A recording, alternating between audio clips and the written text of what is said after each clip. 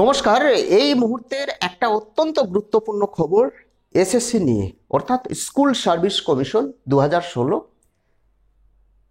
26,000 শিক্ষক তথা অশিক্ষক কর্মীর চাকরি বাতিল হয়ে গেছে, আপনারা জেনে গেছেন। আগামীকালকে আবার রাজ্য সরকারের পক্ষ থেকে বা এসএসসির পক্ষ থেকে বা তৃণমূল কংগ্রেসের পক্ষ থেকে একটা রিভিউ পিটিশন দাখিল হতে চলেছে।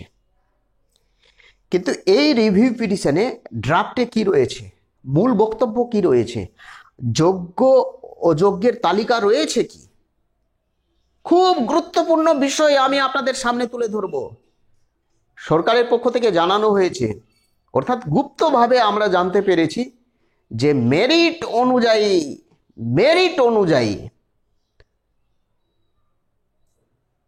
নাম গেছে,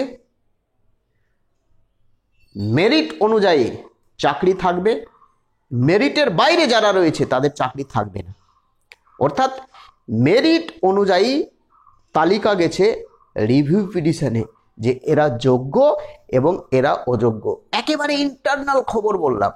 আমার কথা যদি বিশ্বাস না হয়, আগামীকালকে আপনারা মেন স্ট্রিম মিডিয়া, এবিপি, জি24 ঘন্টা, নিউজ নেশন, নিউজ 18, আর বাংলা, আর ভারত, TV9 এবং যে সমস্ত আন্দোলনকারী রয়েছেন, অর্থাৎ চাকরিহারা যে সমস্ত আন্দোলনকারী রয়েছে তাদের যে ইউটিউব চ্যানেল রয়েছে, তাদের ইউটিউব চ্যানেলে আপনারা জেনে নেবেন। অর্থাৎ এসএসসির পক্ষ থেকে হোক বা রাজ্য সরকারের পক্ষ থেকে রিভিউ পিটিশন আগামীকালকে সুপ্রিম কোর্টে দাখিল হচ্ছে এবং মেরিট অনুযায়ী চাকরি থাকবে এবং মেরিটের বাইরে, ওই বলছে না যে 1 থেকে 3 পর্যন্ত যে কাউন্সিল হয়েছে তাদের চাকরি থাকবে, 1 থেকে 4 পর্যন্ত কাউন্সিল হয়েছে তাদের চাকরি থাকবে, এই বিষয়টি এখানে উল্লেখ নেই রিভিউ পিটিশনে। আমি একেবারে ভেতরের গল্প বলছি, ভেতরের তথ্য বলছি। এবং আমি ফার্স্ট বলেছিলাম যে 100% এসএসসি 2016 থেকে চাকরি বাতিল হচ্ছে, পৃথিবীর কোনো শক্তি আটকাতে পারবে না। আমি জানুয়ারি ফেব্রুয়ারি মাসেই বলে দিয়েছিলাম। এবং এই যে রিভিউ পিটিশন দাখিল করা হচ্ছে, 100% এই রিভিউ পিটিশন খারিজ করা হবে, চাকরি কিন্তু থাকবে না, সবার চাকরি বাতিল হবে। যেভাবে রিভিউ পিটিশন দাখিল করা হচ্ছে, বলা যেতে পারে এই রিভিউ পিটিশনের কোনো গুরুত্ব নেই, কোনো মান্যতা দেবে না সুপ্রিম কোর্ট। এবং কার বেঞ্চে আপনি রিভিউ পিটিশন দাখিল করছেন?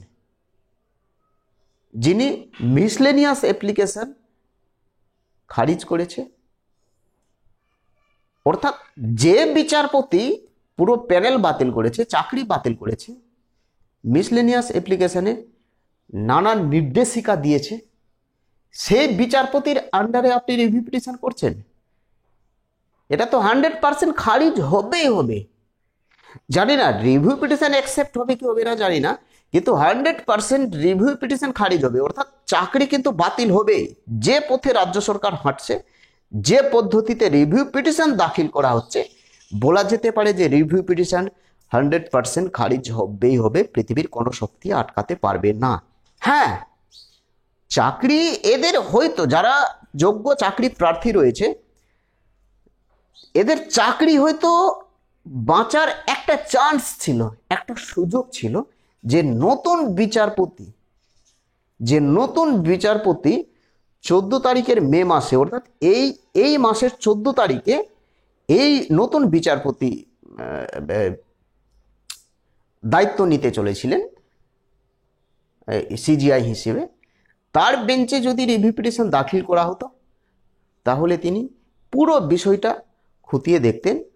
তার যদি মনোপুত হতো যে হ্যাঁ, যোগ্য অযোগ্য বাছাই করা সম্ভব হচ্ছে, মেরিট অনুযায়ী সবার চাকরি থাকবে, মেরিটের বাইরে যারা রয়েছে তাদের চাকরি বাদ করবে রাজ্য সরকার বা বাদ দেবে, এই ধরনের যদি রিভিউ পিটিশন করা হতো তার বেঞ্চে, অর্থাৎ এই বেঞ্চে নয়, যে বিচারপতি রয়েছে বর্তমানে তার বেঞ্চে নয়, অন্য বিচারপতির বেঞ্চে যদি রিভিউ পিটিশন দাখিল করা হতো, তাহলে একটা চান্স ছিল,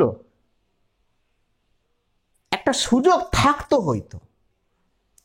যেটা আইনজ্ঞরা বলছে, সিনিয়র আইনজীবীরা বলছে, সুপ্রিম কোর্টের রিটায়ার জাজরা বলছে, আমি তাদের কাছে সমস্ত বিষয়, সমস্ত ঘটনা উল্লেখ করেছি, তারা বলছে যে সুপ্রিম কোর্টের ইতিহাসে যে বিচারপতি প্রধান বিচারপতির বেঞ্চে কোনো ঘটনা বা কোনো মামলা যদি খারিজ করা হয় বা চাকরি বাদ হয় বা যে সিদ্ধান্ত দেওয়া হয়, যে নির্দেশিকা দেওয়া হয়, যে জাজমেন্ট দেওয়া হয় প্রধান বিচারপতির বেঞ্চে, এবং সেই বেঞ্চে যদি মাসখানেক পরে সেই রায়ের প্রতি বা সেই রায়ের বিরুদ্ধে যদি রিভিউ পিটিশন দাখিল করা হয়, যদি সেই বিচারপতি থাকে, তাহলে 100% বলবো না, 99% চান্স রয়েছে যে রিভিউ পিটিশন খারিজ হয়।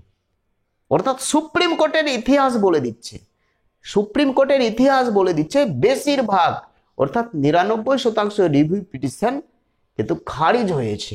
আপনারা দেখে নেবেন। এবং রাজ্য সরকার যে পথে হাঁটছে, আমার মনে হচ্ছে যে রিভিউ পিটিশন খারিজ হয়ে যাবে। কারণ এই যে রিভিউ পিটিশন দাখিল করতে চলেছে আগামীকালকে রাজ্য সরকার, যে সমস্ত চাকরিহারা যোগ্য শিক্ষকরা রয়েছে তাদের সঙ্গে কোনো আলোচনা করেনি, তাদের আইনজীবীর সঙ্গে কোনো যুক্তি করেনি, আলোচনা করেনি, তাদের ড্রাফটে কি রয়েছে, এদের ড্রাফটে কি রয়েছে, রিভিউ পিটিশনে কি উল্লেখ রয়েছে, নতুন কি তথ্য রয়েছে, নতুন কি বক্তব্য রয়েছে, কেউ কাউকে জানাচ্ছে না।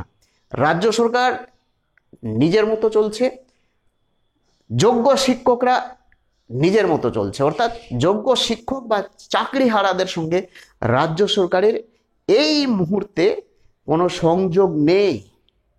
শিক্ষামন্ত্রী চুপি সারে কিছু যোগ্য না অযোগ্য আমি বলতে পারবো না, শিক্ষক হোক বা অশিক্ষক কর্মী হোক, তাদেরকে নিয়ে একটা গুপ্ত মিটিং করেছে এবং তাদের কথা মতো এবং আরো অনেক বিষয় রয়েছে আগামীকালকে রিভিউ পিটিশন দাখিল করতে চলেছে রাজ্য সরকারের পক্ষ থেকে। এবং আপনারা লিখে রাখুন যে রিভিউ পিটিশন খারিজ হচ্ছে।